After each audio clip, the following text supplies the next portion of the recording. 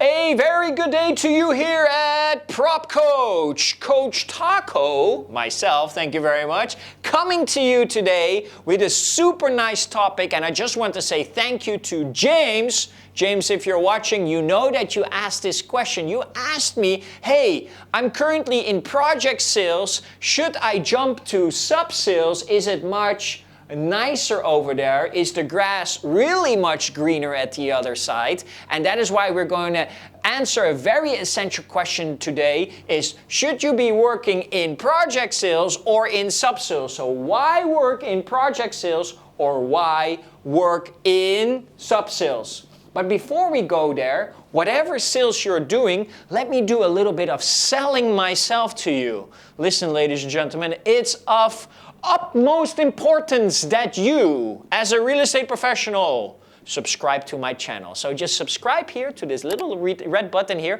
and then ting to make sure that you get the notification every single week, because we promise you, like always, that we give you a video every single week with a new topic. So if you're ready, I'm ready, James ready, my prop coach people ready, let's get started in 3, in 2, and in 1, and go.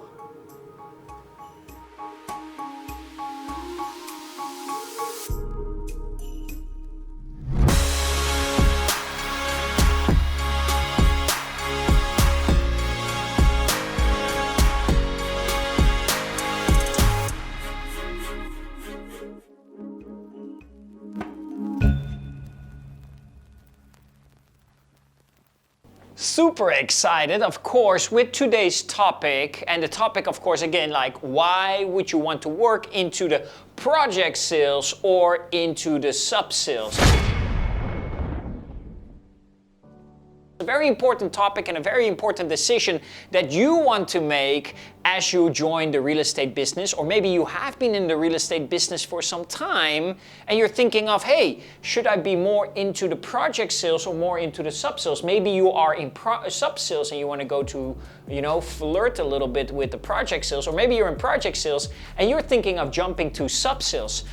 This topic is a very popular topic for many countries, right? But first of all, very clear, right? Project sales is selling within the primary market. Primary market means you are selling directly from developers directly to the first-time buyers for that particular unit or property, right? So this is directly from the developer to the person that wants to buy it. That's where we mention project sales. Now, if we are going to sub-sales, obviously, that is the secondary market, right? Or second-hand sales, right? This is already sold from the developer to an owner, or maybe this is already the second owner, the third owner, the fourth owner, the fifth owner, the 10th owner.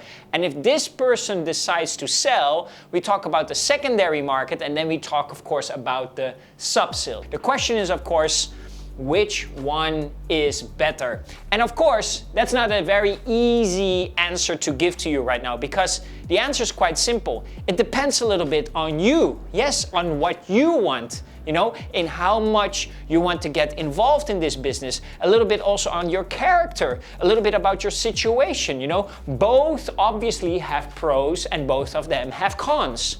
Like everything in the world, right? There's this kind of balance. I cannot tell you, project sales is so much better than sub-sales, and vice versa. I can also not tell you that sub-sales is much better than project sales. But there are definitely some points that you need to take into account to understand both sides better in order to see which one fits you more and better. So what do you say if we can get started, right?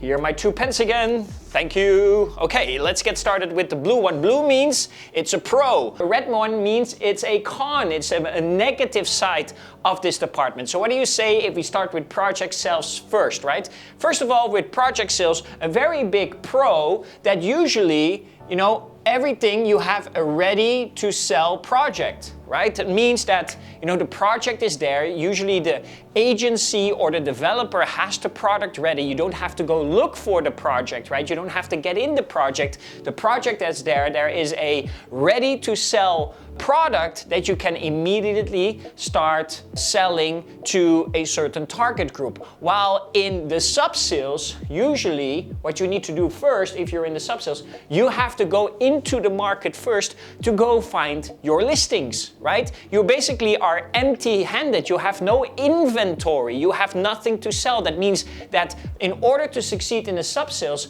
you need to go out there in the market, start talking to homeowners, start talking to landlords, and ask their permission to help them sell their property. So in this case, you can start selling from day one, right? You can start selling from day number one. You have something to offer to the market. But in this case, right, you have to go find the listing first, right? So this one is ready, and this one is, you have to find listing first, right? First. So in order to find the listing first, one listing is not enough. 2 listings is also not enough. To be a good real estate professional, you need a couple of listings. You need some options to basically start building your inventory list and that you have something to offer to the whole market, right? So sub-sales, I always say, takes a little bit more time to build up that momentum, to build up that area. It brings me to the second point, right? That is both a pro and a con for both sides. For project sales, one of the things that you need to realize here, that in this side, the type of agent that does very well in project sales is kind of what I like to call the hunter. You like to hunt for sales, right? This is somebody that is really playing on the numbers. In this side is really a numbers game, while on this side, you are more of a farmer, right? You are farming the market, right? You're becoming an expertise in the market, what we also sometimes call the area of expertise. So let's say you have like a geographical area. You want to become the #1 agent in that area. That means you have to start building relationships in that area. The community needs to get to know you in that area. You need to be familiar with all the buildings, with the prices, with the comparisons in that area. So you're doing a lot of farming, right, in that area. But a project is very time limited, and that is actually a negative side effect of projects, right?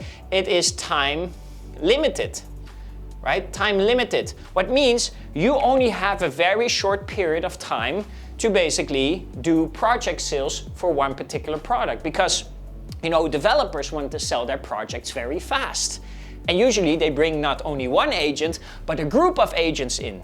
And they want to sell within a couple of months because it's very expensive for a developer to keep a lot of inventory. They need to get out 80-90% within months, preferably within days. Sometimes you hear these stories that developers can sell up 60, 70, 80% of all their units, of all their properties within a couple of days. But some developers have a very hard time, and for them it takes months before they can sell all of these units, depending on how good the sales team is, how good the product is, how good the package is, etc. But there is always a time limit, right? There's only a time frame in what you can sell for this project. There will be an end to this whole project. There will be an end to how long you can basically be based for this particular project. Doesn't mean you cannot jump to another project in the future, but that means that only in project sales you need to be familiar that it always is a timeline for this project, and then the next project has a timeline, the next project that has a timeline. But when you are in sub-sales, this is, of course, you can do this forever, because the area will forever be there, right? You will be doing real estate forever there. And there will always be new listings. There will always be new people that want to sell their units. There will always be people that want to have your service in terms of selling and in terms of renting. So although your start here is a little slow, once you become very strong in the area, you can do business in that area forever. But in projects, even though you become a specialist in this project and you become the best seller in this project, there will be an end to it, and then a project sales will basically jump into a sub-sales. So that basically means you can also make that same jump, but that means that now it's basically you can do the sub-sales for them, but for the project side, it's done, the developer is done, they're going to move on to the next project. Hopefully you will also be going to that next project to help them sell it, but there is a time limit. Okay, are you with me so far? So we're talking about project sales, we're talking about sub-sales. Let's go to another pro, a big pro of project sales. And I find this always very interesting because agents usually don't realize how important this actually is for their whole project sales altogether. And that is that in project sales, many times, it's very focused based, right? And what does that mean? Focus based means you are only focused on 1 or 2 projects at the same time. Some people do more projects, but I would really not recommend it, right? So that means that your marketing is very focused, your whole day-to-day activities are very focused, and it means that you have just sight on one project only, and that is what you're going to sell. In sub-sales is a little bit different, although you're very focused on an area. But if you have many listings and you have a busy time or not a busy time, you have to deal with different owners, you have to deal with different tenants, you have to deal with different buyers, you have to deal with different situations, you have to deal with different buildings, different entries, different everything. Now, of course, the diversity might be a very big advantage, but at the same time means that you have to be a very strong planner of your own schedule and your client's schedule to do a good job into the sub-sales, because it can be very diverse, can bring a lot of variety. But as long as you are focused on the area of expertise, what we call in our trainings, we call it the AOE, the area of expertise, then you should be doing very well. And this is why I always tell agents, I tell them, always try to focus on an area of expertise, because sometimes there are agents out there, they try to focus on multiple areas. Now then the variety really becomes crazy. If you have to focus on different areas, you have to be a specialist in all those areas, you have to drive to all those areas, you have to serve the clients in all those areas, then things get very messy. Now, you might say there's a lot of blue stuff in here, right? That means that there's more pros here. We have 1 red here, 3 blue here, 3 blue there, so it's still quite balanced. Is there a big con in project sales that I believe that is a big con?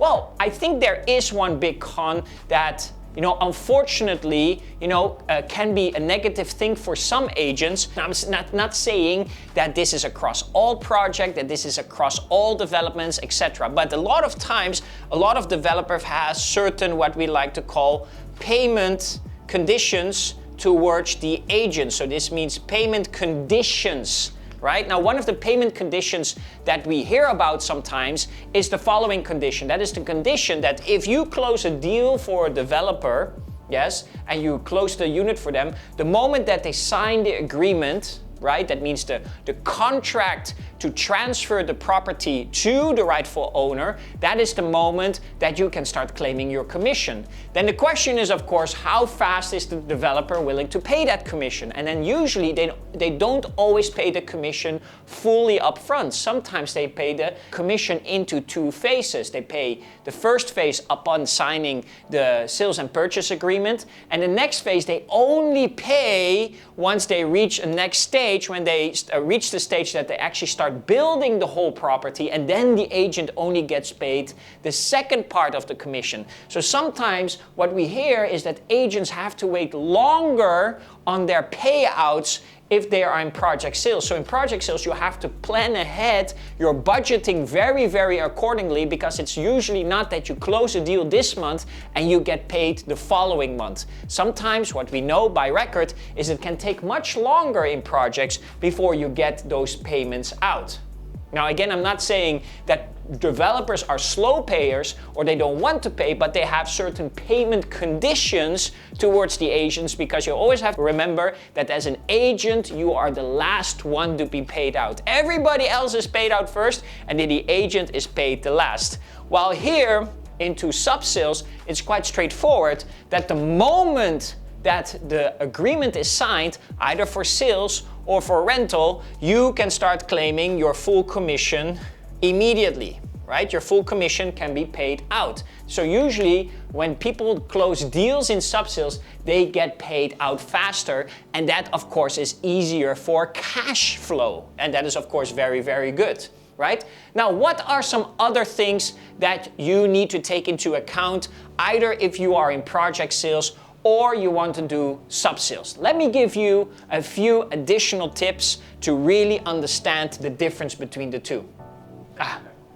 Okay, One thing is very important. If you do a lot of project sales, right? We were already discussing that you have to be kind of a hunter, right? Now, what are some of the tools that are important for agents that are doing a lot of project sales, right? That I see out there that they're using, that you have to become good in. What skills do you need to become good in? Well, first of all, as you are a hunter, of course, you need to be very strong in some digital marketing, right? Digital marketing is very important in the project sales because you are very dependent on a lot of leads. You need leads very fast, right? Although this is a relationship business, and hopefully you already have a big database in this area where the project is being launched, so that you can use that database, those existing relationships, to introduce them to this project. But if you are new to the area, how do you get the numbers in fast enough that you can talk to a lot of people so that you can hunt on them and get them ready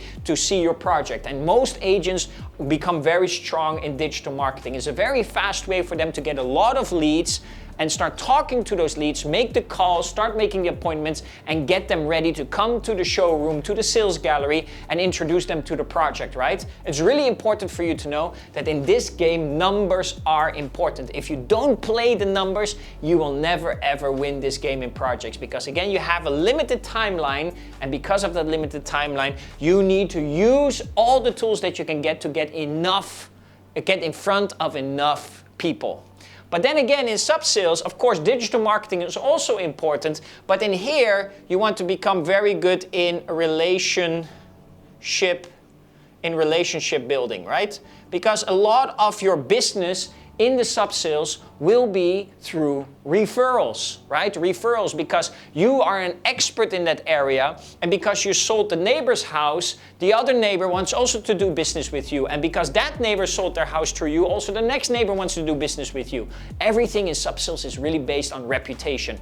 Although you use a lot of digital marketing, at the end of the day, I see the strongest agents in sub-sales do the best if they have really built strong relationships with that area, and that is what they do very, very well. Now again, a little disclaimer here. Me, Coach Taco, I'm not telling you that project sales is better or that sub-sales is better. I'm not saying that at all. But what I do say, you have to look a little bit at your character, who you are and who you want to become, in what does fit you better. Right? Which area fits you better? Where do you see your strong suit? Where do you see your weaknesses? And what area might be more suitable for you? Now, let me tell you two final, let's say, certain quotes that projects people will say and that sub-sale people will say. A quote that you will hear from a project agent might be, the next person will say yes. The next person will say yes. Okay, and the next person will say yes. Why? Because rejections are quite high in the project sales. Because why? You're playing the numbers. So eventually you're playing the numbers so much that you have so many people coming in. So you have usually also quite a high number of rejection rate. But if you play enough numbers and you go through them again and go through them to, again, the optimist project sales agent eventually will always tell themselves, the next one will say yes. The next one will say yes. And then the quote of the sub-sale agent is, oh, I'm so happy with this renewal. I'm so happy with this renewal. Because in the sub-sale business, everything is about relationships. And because of this relationship, people come back to you for business, and either they renew a contract, either in rental, or they buy a new property in the area for investments because they trust you so much, or they sell the property that you previously have sold to them. They again give the business back to you because you have been such a good agent to them. So I hope that you really understand the differences right now in very basic ways between the project sales and the sub-sales for you as an agent. And if you want to go deeper into these two, feel free to ask me any questions here in the comment box here in YouTube, or send us a message on Facebook, and we will be super happy to give you an answer on that. Today we covered everything about why would you work in project sales or why would you work in sub-sales. I really hope you enjoyed this video. And of course, for all of you out there, I so much enjoy you being here with us here at Propcoach. It was a pleasure and an honor being with you here today, and I hope to see you again next time. Bye-bye.